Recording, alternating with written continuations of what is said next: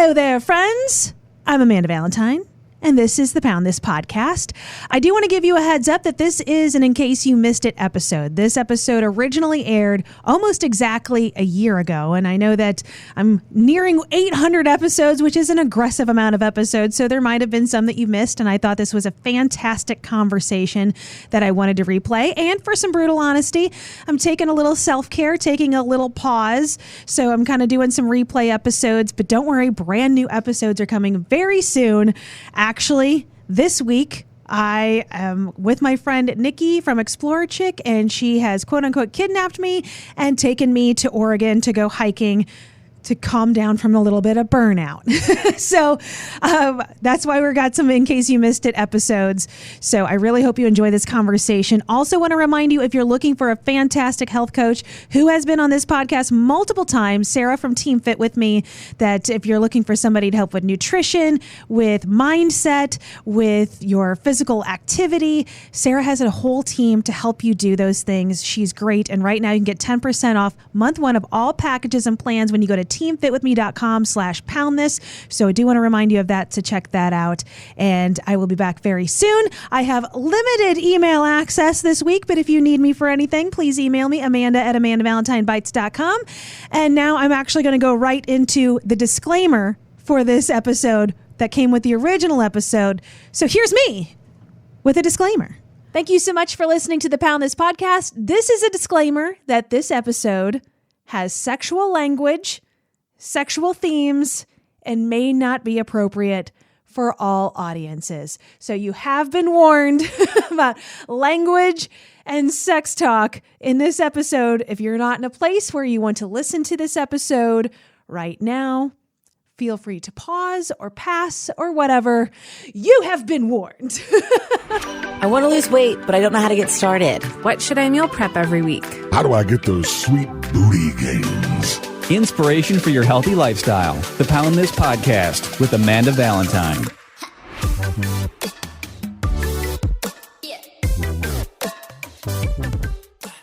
Thank you so much for listening to the Pound This podcast. I am Amanda Valentine.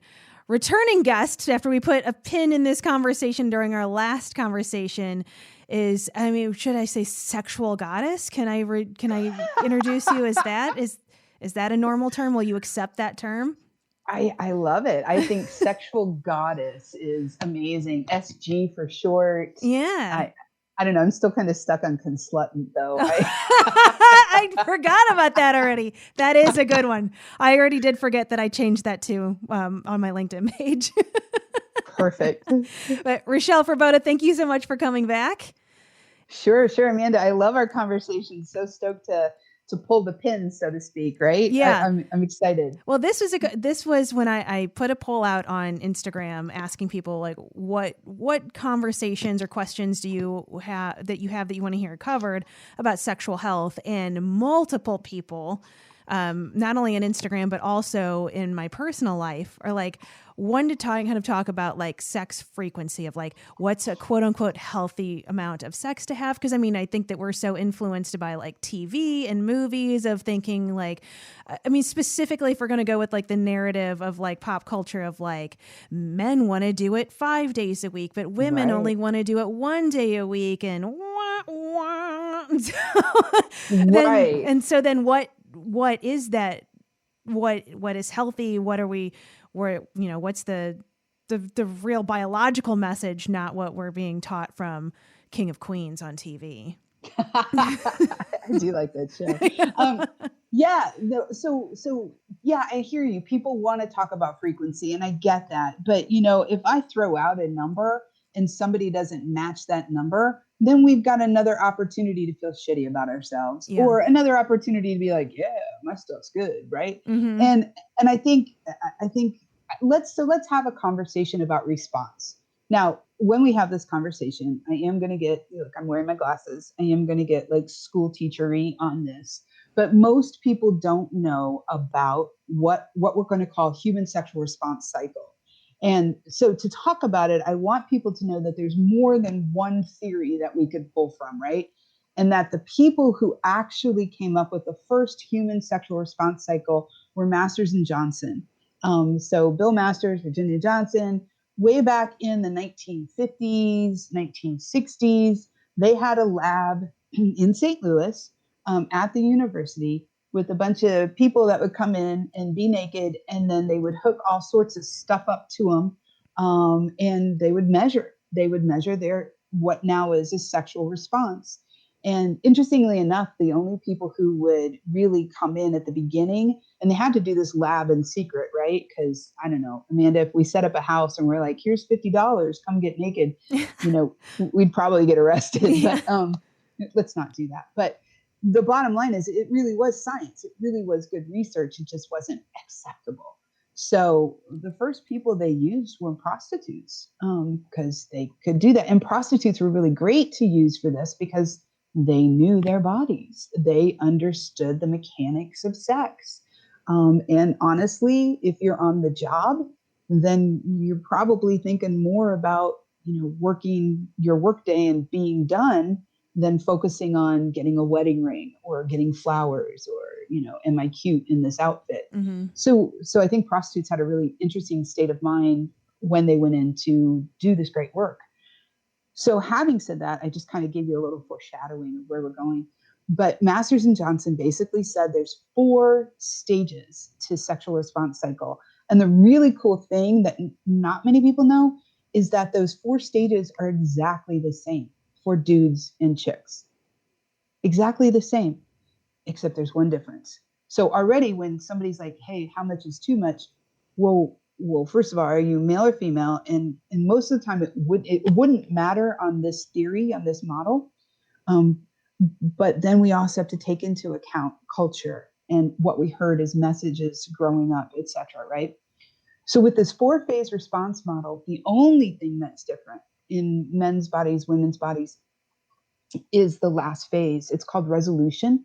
And what happens, and you already know this, what happens is dudes have to have a break before they get sexually aroused again. And what that means in science terms is that penis is going to go soft and then it's going to get hard again. And when we think about young men and the script that we lay out for them, we think, that's 48 seconds between, soft and hard again. And in some situations, true. But for women's bodies, there is no refractory period. There's no need to stop and start again.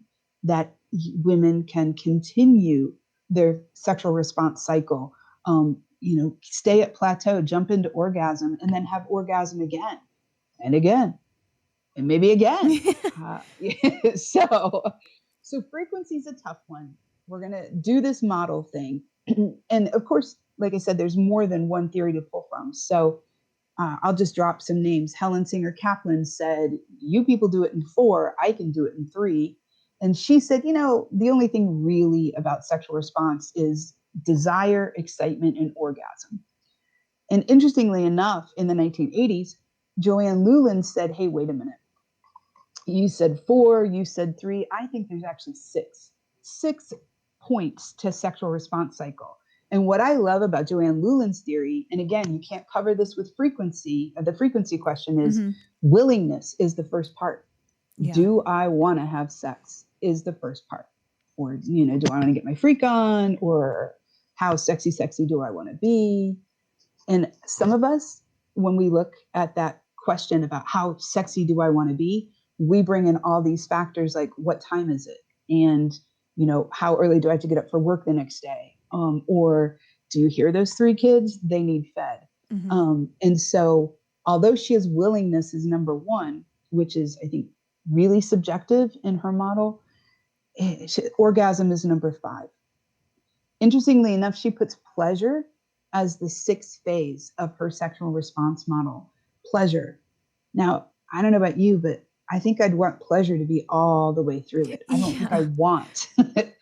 Stage 6. Now I'm feeling pleasure. So anyway, I'm rambling a lot. Is this making sense? No, it is making sense. I guess a question I have with that then is so if that's, that makes the answer better of like what the willingness that the person wants to have sex plays into the frequency of it. So then does that tie into the desire of your partner, and can that change from partner to partner then? So would I know I'm using the phrase frequency again though, but I guess your willingness change more so from partner to partner, or is that something that is just kind of in who you are? Does that make sense? Yeah, I think the answer is yes. It can change from partner to partner. It can change from Tuesday to Tuesday. It can change from minute to minute, and that's the cool thing. So let me talk that and add another model, right? So we've got Masters and Johnson, who created the whole thing, and then Helen Singer Kaplan. And by the way, those models are very biological. They're about the body and how the body works and doesn't work. Most of the time when we have these conversations, it's about how the body doesn't work. That kind of makes me sad. So having said that, that third model is Lulin's model, and the 6 phases, and she throws in willingness is number 1, and desire is number 2, and excitement's number 3, pleasure is number 6. So hers takes this kind of this more environmental and like you said, how am I feeling? What am I about? But this model, Emily Nagoski's model, it's called the dual control model.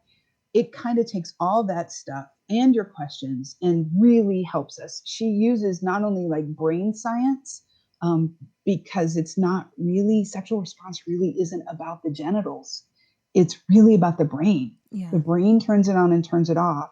So when I don't answer your questions with easy responses, it's because what's going on in your brain, right?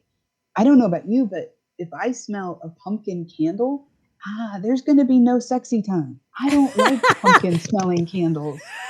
I mean, that's true. I mean, I love pumpkin stuff, but yeah, that doesn't really get me going. That's Right. such a perfect example of that's not a sexy smell.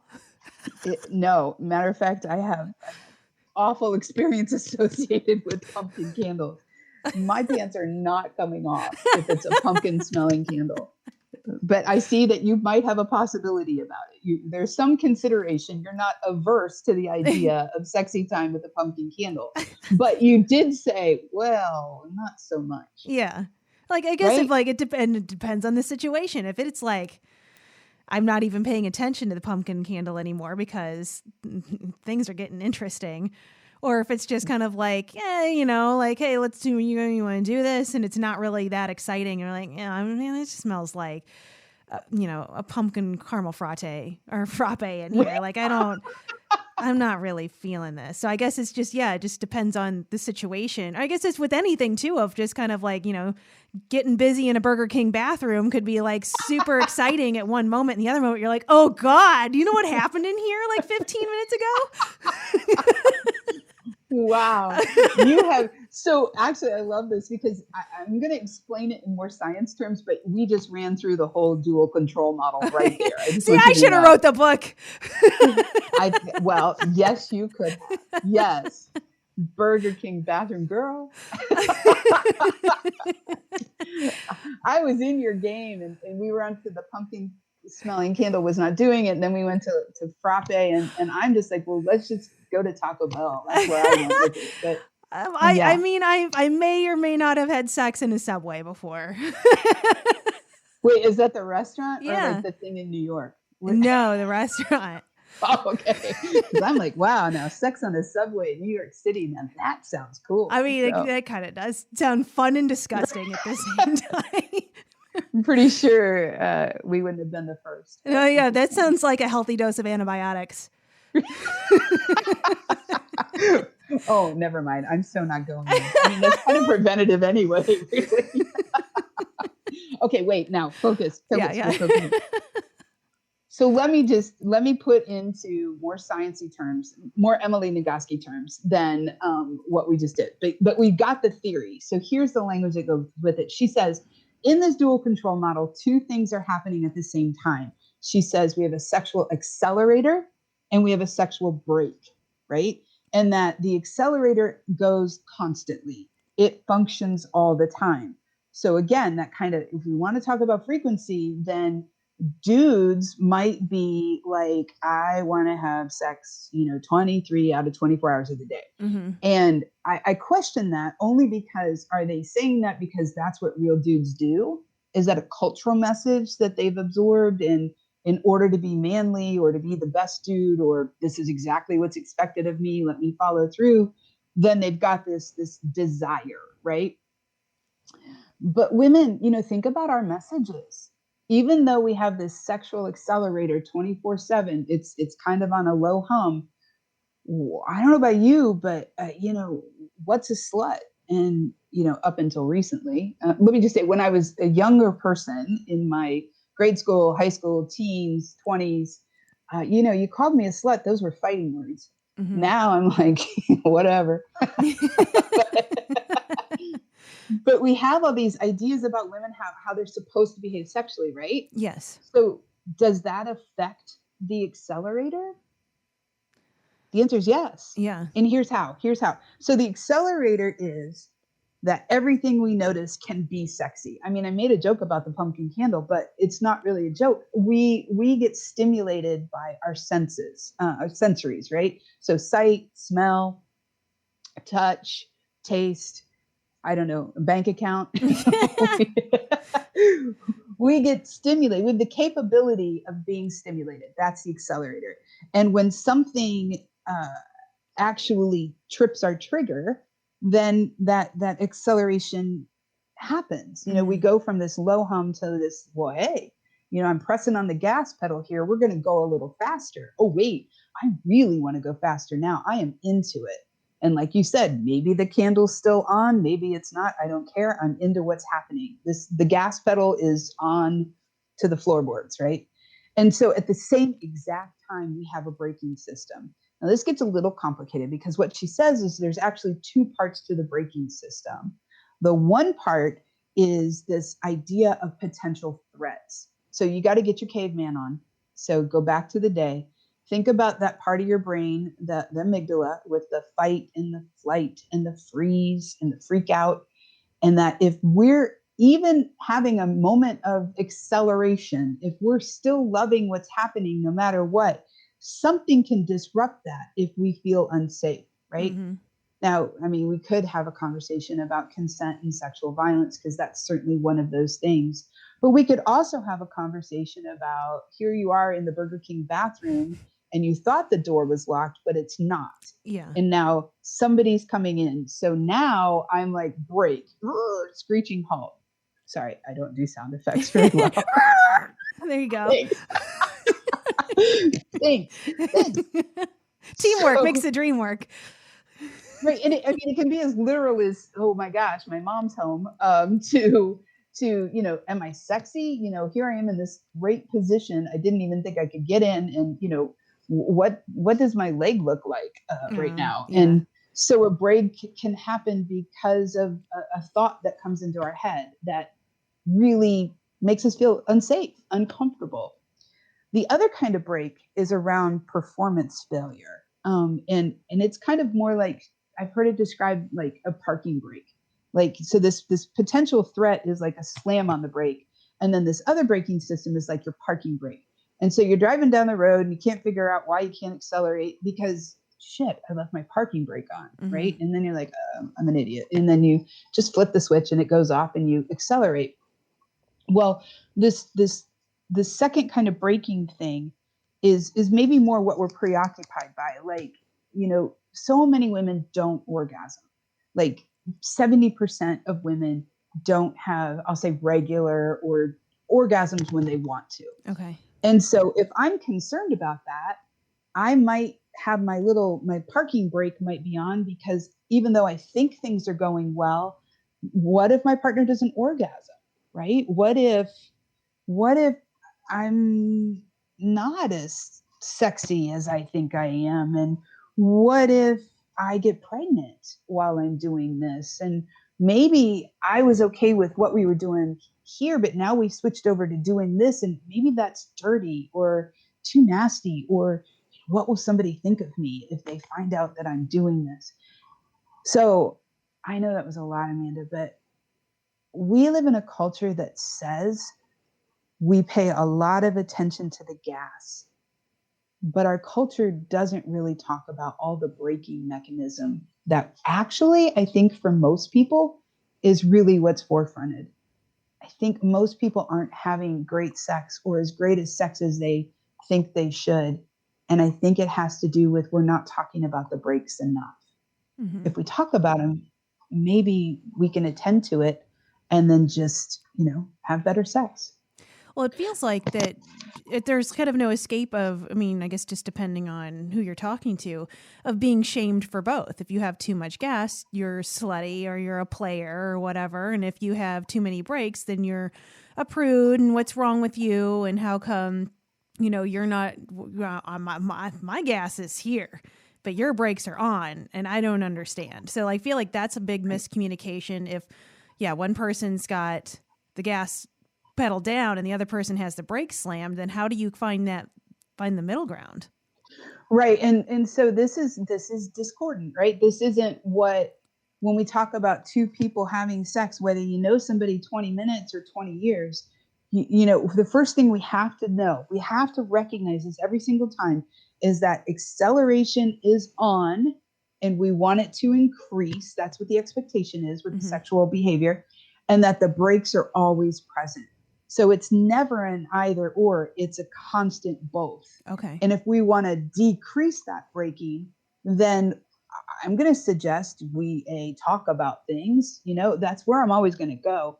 We don't even talk about these theories I just pulled out. I mean, they're in a textbook and you shouldn't have to go read them in a textbook. You should have had a class, hopefully like in high school and definitely in college, or at least for adult people who want to take the class, even if you're not enrolled in college.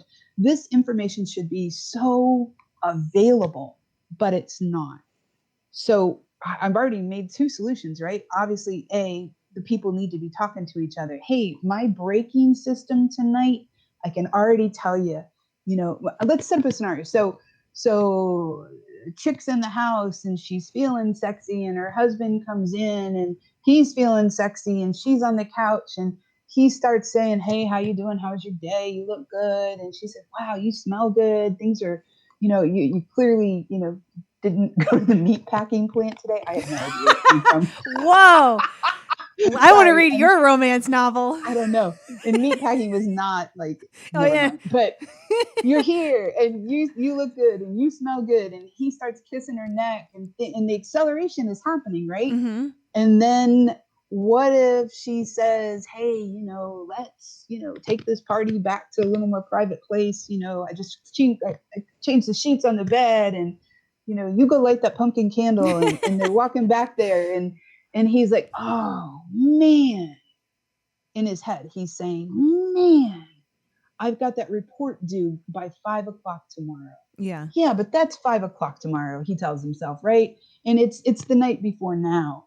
And he's like, no, this is good. And then he starts, okay, all right, so let me keep going with the acceleration. And they get in bed and things are good. And what's he got playing in the back of his brain? Man, I've got that report due at 5 o'clock tomorrow. Yeah. So what do you do in a situation like that? What if he says, hey, look, and he's not going to say it. What if he just isn't as interested in the sex that he seemed to be interested in when they were, hanging out, kissing on each other's necks, right? Yeah. Is she going to feel rejected? Mm-hmm. Is she sensing that something's different, something's wrong? So now she's in her own script. She's got her own breaking thing going on. Like, well, maybe I shouldn't have just done what I just did, or, I told him to light the pumpkin candle. What's wrong with that? I mean, so it's so easy, I think, when we talk about like this model to understand we've got brakes on all the time. What do? We talk about it. Shit, babe, I forgot. I've got this report at 5 o'clock tomorrow. Here's what I need to do. How about? And then we can fill in the blank. I'm starting to turn this into a romance novel podcast. So I'm into I'm thinking we can go take a shower and we'll just. I'm going to come over and fix the cable. Yeah, go out the door and come back in again. Yeah, use a different voice. I don't know if there is an answer to this, though, but I guess this just would still come down to the communication, or even if you think, again, this is probably, but I feel like it's true, and it's also like a cultural narrative of like, you think that you've been with somebody a long time, and you think the whole honeymoon period, everybody's hot and heavy, and oh yeah, like we're going to Pound Town all the time, and then, you get a few years later, And it just feels like no one's interested, or like the brakes are on for everybody. And you went from, again, to the frequency, you went from the frequency of 5 times a week to like, 2 times a month. So then what does that say? I mean, does it say anything about the relationship? Does it say anything about the desire? Does it say anything about the attraction? Like, so then what stage, what level are you at then? No, I think you're right. I think what we're talking about here is the difference between spontaneous desire and responsive desire. Just let me pull a little more theory out. And this idea of spontaneous desire is what you were just talking about. Hey, we're on our honeymoon. I mean, I won't lie. I think the worst night, I know this is going to be so bad. People, if they say bad things, I'm so sorry. I think the worst night to have sex is your honeymoon. I mean, I know see, and here I am. I'm saying something so bad because we've all been told, right? You meet someone of the opposite sex, which we already know that's not true for everybody. Mm-hmm. You date a while, you fall in love, you get engaged, you have sex on your honeymoon because that's the script that most of us have been told. And then you make babies, right? And, I don't know about your wedding, but I was exhausted after mine. It's one of the most stressful days for so many people. How are you supposed to turn the brakes off or, try to get your focus on your acceleration when, like I say, I broke up a fist fight at my wedding. So what, That's what awesome. do we, well, I got arrested at mine, so we both got good stories. I'm not kidding. Oh my gosh. Oh. Okay, so you win. I staged it though, so I didn't really get arrested. Oh, shit, that's what they all say. I planned that. All right. Well, see, that's the gas was on. Put them cuffs on me. I've been bad. That's hysterical. Oh my gosh. All right. But I guess not just even I don't talk even specifically honeymoon, but you know what I mean? Like the beginning of the relationship, the spiciness of something new, a new partner versus, being together 1 year versus being together 25, I guess. Yeah, but I'm not buying that. Okay. I don't know why in year 25 it can't be spicy. Okay. So what I'm saying is you're talking about popular scripts. This is the stuff we've all been told. And I'm going to push back and say, do you believe everything you were told? If that's the script you think is going to be for you, then by all means, you act that out and be miserable. But what if you're feeling it though? It's not just a belief that you should, or is it you're feeling it and you're living that way because it is a belief? Sure. Well, I suppose that's one approach, but I'm hearing you. I'm not ignoring what you're saying. I'm just saying, well, how, if you want to parse it out and you want to figure out what's causing the focus on the braking as opposed to the gas pedal, then we need to do that. You need to consider it. Some people don't want to consider it. Sometimes it's just easier to stay in the same pattern. It takes a lot of work. Yeah. I mean, we sound like it's easy talking about sex, you and me, because it is easy, but we're not in a personal relationship sitting on the couch looking at somebody's eyeballs that we've loved for so long that, you know what? I got pissed at you 6 months ago and I'm still a little pissed. Mm-hmm. And I didn't bother to tell you about it then. And honestly, maybe I don't know why I'm pissed at you anymore, but no, I got this breaking thing going on in my head about something that happened 6 months ago. Right. Yeah. So yeah, I think the answer is there's lots of answers, but I don't think the answer is you have to follow a particular script. I mean, let's stick with the neuroscience. The neuroscience says we have acceleration and braking at the same time. That the same thing that made us feel horny on Tuesday, or like what you're using at the beginning of a relationship, all that sense of mystery that, we're being bad together. That's a really popular thing. The power dynamic. These are all sexy things when that power dynamic is agreed upon and you like it, right? There's always power dynamics in sex. It doesn't matter if you've been together 1 year or 20 years. And so play with that. Play with the power dynamic. And if you can't play with it because of the conversation you can't have to get there, then that's an issue. So it is complicated. I don't mean to suggest it's not. I mean, when you're stressed out, everything just feels like crap, right? Yeah. And so why would we want to accelerate when we just aren't feeling great.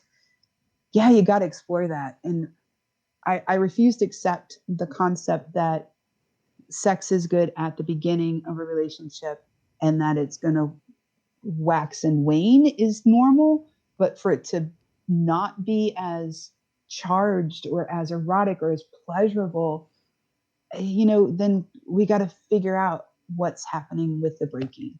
Yeah. No, thank you I think you totally answered that, because I just feel like not only in the questions that I got, but just that is just like such the cultural story though, right? Of like, oh, well, people joke like, well, I'm not getting any. We got the old lady over here. We've been together, 20 something years. It's just kind of become like the understood of just like, yeah, it slows down or stops or whatever, or it becomes different than what it was, and you just live with it. And it just feels like to even have that conversation or to question it doesn't even seem like that's even, you know what I mean? Like that's not even part of the conversation. It's just like you just accept it, like getting older. You know what I mean? Of like, aging happens. I'm not going to stop it. What are you going to do? It just like, it almost becomes like that's how it's supposed to happen, when it's not, obviously, through what you explained of what we're still have those systems in place. And it's just the way that we, have a conversation about it, or we, again, have that self-awareness about it. Dig it. I mean, I think probably the best answer overall is, and again, I'm going back to this dual control model, is know what your accelerator is about, right? Know what trips your trigger, know what feels good, and understand that can change over time. That's the reality of it. And then focus on your breaking. What is it that causes you not to be turned on? Or, and seriously, let's think about it. Heterosexual women who have penis vagina intercourse with a partner for 30 years, most of the time they don't want to be pregnant, right? Yeah. Most of the time is spent contracepting in some way or another, whether it's intentional or not. And for most American women, it is intentional. I don't want to have a baby. I'm going to go on the pill. I'm going to get an IUD. I'm going to actively do something. And yet still, I would venture to say that, and I don't have any data on this, but I don't think most of the women who are using birth control understand how it works in the body. I don't think most of the women using birth control may even trust how it works in the body. And one of the things we know about this braking system that we've got is that it works when you're high stress. It probably works too, that especially that potential threat part of the braking system works when you don't trust what's happening. Now, I didn't say trust the other person, although there's a conversation, right? Yeah. I mean, right? Yeah. But if you don't trust that you're not going to get pregnant from this wild weekend where you forgot to take your birth control pills, then that's a high stress moment. That parking brake's going to be on when you're like, I left my pills at home, but I'm going to do this anyway. So that's what I think we need to do. We need to have those conversations, decrease the stress, increase the trust, increase the affection. What is it that makes you feel desired or desirable?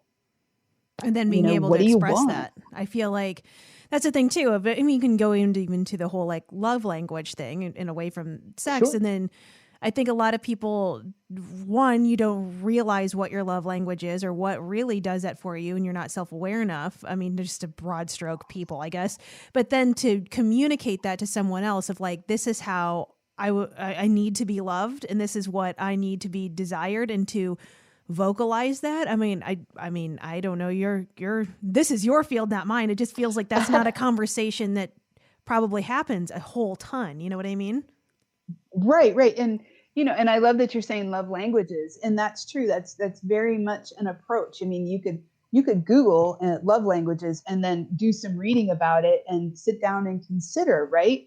That could take you 10 minutes. That could take you 20 years to explore that.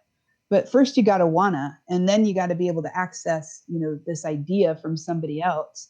And then I think the point that I'm, beating to death here is you got to talk about it with the person you want to have great sex with, and I'm so sorry I keep picking on K through 12, but we got to do a better job of having people being able to talk about difficult things. And maybe what you even want to say isn't difficult, but, oh, wait, here's that braking system again. Maybe you don't want rejected. Maybe you don't feel like being vulnerable with this person is okay. Maybe you've had 2.5 years of dating and you're pretty sure you want to go on to 3.5 years, but other factors come into play. And now I'm really just going to avoid the conversation altogether and then see what happens. Right. Mm-hmm. There's so many scenarios, but let's do the science, with the culture. Let's understand that we are biologically predispositioned. Our brain works on an acceleration and a braking system at the same time. It is concurrent. And we grow up in a culture that focuses on the gas, especially for dudes. And that's not really fair. What we ought to be doing, I think, is focusing on the braking. And obviously it's a personal thing, a personal journey, a personal awareness, so that then the gas can have that opportunity to kick in more. Yeah. Well, the point that you brought up too, I think that is so interesting with the braking, of even just thinking it's not necessarily the braking in the moment. Like, again, we forgot to lock the bathroom door at Burger King, but that, this event happened to me before, or you said this to me before. And so then forever that's burned into your brain, even with your different partner. If somebody was commented on something about I don't like your stretch marks or something like that. Right. And that is forever a braking system for you, even with no matter who you're with, you know what I mean? So I think that's important to recognize, because, I have some of that myself too, just like body confidence issues and, dating douchebags when I was younger and the things that they said to me. And it's like, that's what I think of now when my clothes are off, and that's a break, but that's not my partner's fault. That's me in my head, and something that I should discuss with them, instead of just being like, if somebody's like, I want to keep my shirt on, or I want to keep the lights off, or anything like that, of explaining yourself. And again, that communication, I think it's so hard to have like those open conversations that are so vulnerable, of like, this is how I feel about my stretch marks, or whatever it is. Or this is, like you brought up, like, you pissed me off 6 months ago and we never really hashed this out, and I just thought I could bury it, but now it's just a break for me forever. Like, oh my God, just being human's hard. Okay, our work here is done. Yeah. Being human's hard. End scene. And what I love is our conversations about, how do we create a context where the world is a sexier place? And I think, let's do a podcast on that. And, maybe people will react to this podcast and say, I think the world is a sexier place when. Ooh. And, let's take those answers and let's talk about them in another episode. Look at me inviting myself back. No, I'm going to write that down so I don't forget it. The world is a sexier place when? That's what you said? Yeah, let's just do an open-ended sentence. A world is a sexier place when, or I think the world is a sexier place because. I mean, what if, let's just be candid again. I work with 20-year-olds most of the time in my job at Miami University. And today I was teaching my 300 level sex class, and we were wrapping up some stuff we did last week on consent. And it was difficult conversations that we were having. The material I was teaching was challenging. And I think about them, and I think about their sex lives, and I think about, I don't know, go to the stereotypes, the bravado of this, frat boy, and the girls, uptown when they go out in the middle of winter wearing the slinkiest, sexiest little clothes with no coat. The hell are you doing? And what is that all about? And so much of it, I think, is script, following script. And if we just take another moment and think about where their scripts come from, and I am focusing on 20-year-olds right this minute, they have had years of abstinence only until marriage education. And what abstinence only until marriage education, not personal values. I'm talking about a lesson plan that says, here's when you can have sex. Mm-hmm. And the rest of the time, and most of those lesson plans are focused on when you can't have sex and why you can't have sex, and how sex is dirty, wicked, evil, nasty, unless you have it when you're married. And so take all those negative messages in those 20-year-old bodies with the independence and the autonomy and the personal agency that's still being established in a way that, 30-year-old women look back and 40-year-old women look back and go, why did I think that?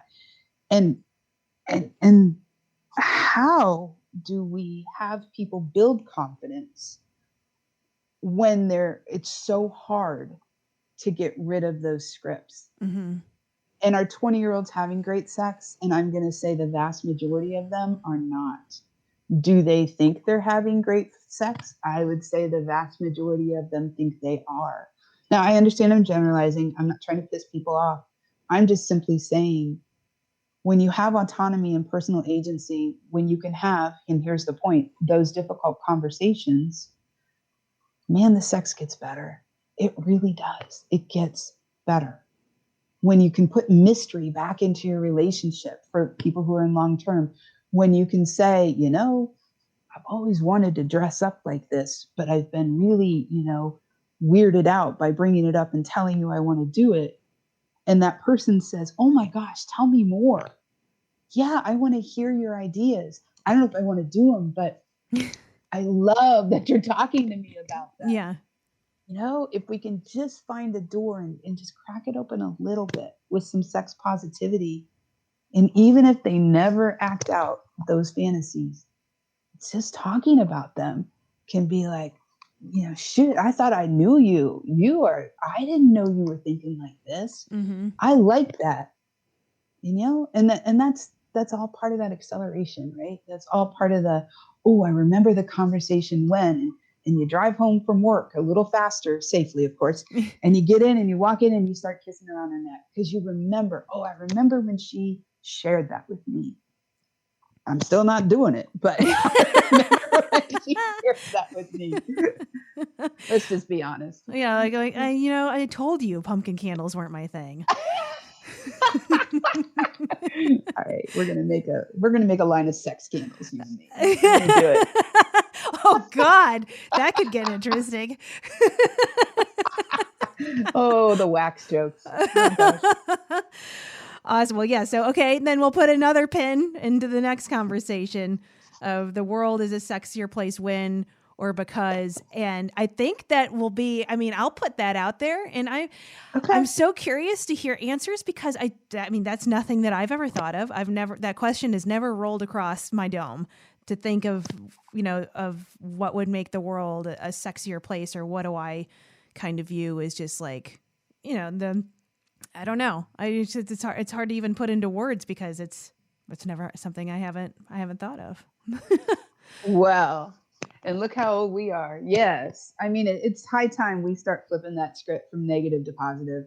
It really is. I'm not suggesting that we shouldn't be safe or cautious. I'm not suggesting that you change anything unless you want to. I'm just simply saying, man, I don't think sex is supposed to feel crappy. And if it does, then I think we should figure out why so that it doesn't feel crappy. I really do. I really believe that's sex positivity. Let's go for what works in a perfect world. This is what I would like. That's a cool way to look at it, I think. Yeah. So for all of the research and everything that you have, if somebody was wanting to look into that further, what resources would you recommend? Good call. So I really talked a lot about the dual control model today. That's Emily Nagoski, Nagoski. The cool thing about Emily is that she's really accessible. You don't have to go to a library with books that are dusty. Emily, you just search her in YouTube and you'll come up with, well, if you land on the video I watched today, lots of videos. I think I saw 4, 5, 6 videos that she's put out there, kind of, TED Talk style. And she's very credible. I love her work. The book is called Come As You Are. And she even has a workbook that goes along with it. And also what I love about colleagues like Emily is that they go back and they think about their work and they add more to it later. So, that's the cool thing about education is just because you had an idea, 1943 doesn't mean it can't be improved upon or you can't find another angle to look at it. So yeah, check out Emily's stuff. I mentioned Esther Perel before, Perel. she has a book called Mating in Captivity. And I really dig that because she's the one that I pay attention to when we talk about putting mystery back in a relationship, how to make things sexy when, when your partner surprises you in good ways, not bad ways. So there's a couple of resources, and then you can always hit me up and just go to my website, SOSEX, SOSECS. I think it's a .com. It is .com. Thank you. Yeah. I'm so bad at that, but I don't know, reach out and, I'm happy to schedule with folks to have more conversations about this stuff. Awesome. And just remember, I'm not a therapist. None of this was therapy. None of it was clinical. I am a teacher. I am a consultant sex goddess. That's what I am. Yeah, the sex goddess. Can't forget that. Well, I always have such an awesome time talking to you. I'm like just learning so much. I mean, I bought the book, Come As You Are. I got it on Amazon. I'm just at the very beginning stages of reading it. And already, like, that is just this is just a topic that I've never dove into. And like, especially like this book that I'm so excited because it is so much a part of just being a human, of having sexuality, and also, sexual health. It should be wrapped into all of health, right? So I have so much learning to do because I had a generic health class in high school and then just my own personal relationships. And that's pretty much it. And I don't really have like sex conversations with my friends or anything. So it's like, well, why is it so locked up and not expressive? And I'm sure everybody has their own levels and their own reasons, but I'm really excited to read this book and learn more myself. Cause I've already learned more about my own anatomy than I already knew in just the first couple chapters. So it's like, I don't know. I think I'm really excited to, again, just learn more about something that, and I'm sure all of your students feel the same way of like, this is important. And yeah, sex is, I'm down for that. So like, why shouldn't I know more about my own body and what I want and what I need and, health around it. So, so I know there's a lot to learn. And I'm sure as I read more of this book, I'll have even more questions for you. I love it. I love making this material accessible. Amanda, this is so awesome. This is really great. Just the platform, it is so accessible to people. And I love how you just said, why not know about your body? And the answer to that is in the first week of my 15-week course. We start with why we don't know. And that's some pretty heavy stuff. Well, not even not knowing, but just even going into the self-love sort of thing of like, it's so easy to hate on your body, but it's not so easy to love it. And that's, I fall into that category. Like I could tell you what's wrong with my body all day long or how I feel about it. But if I think about it from a positive aspect, it's so much harder. And it feels like that should be flipped, but it feels like most of us go right to what we hate or what we feel ashamed about versus what we feel good about. And then if we're not feeling good about our own body, how can we expect to bring that body and that just to someone else and have this like explosive fireworks moment if you're so in your head that you think you're a piece of trash the whole time? Girl. Gotta have a glass of wine. Yes. Well, that's exactly right. You let me know whenever you want to drink. Okay. All right. I'll be ready. And and then, you'll definitely have to be on again to discuss we'll talk about the positive sides. I love it. I love it. I love it. Well, thanks for having me again. It really brightens my day. I appreciate doing this with you. So thanks. AmandaValentineBites.com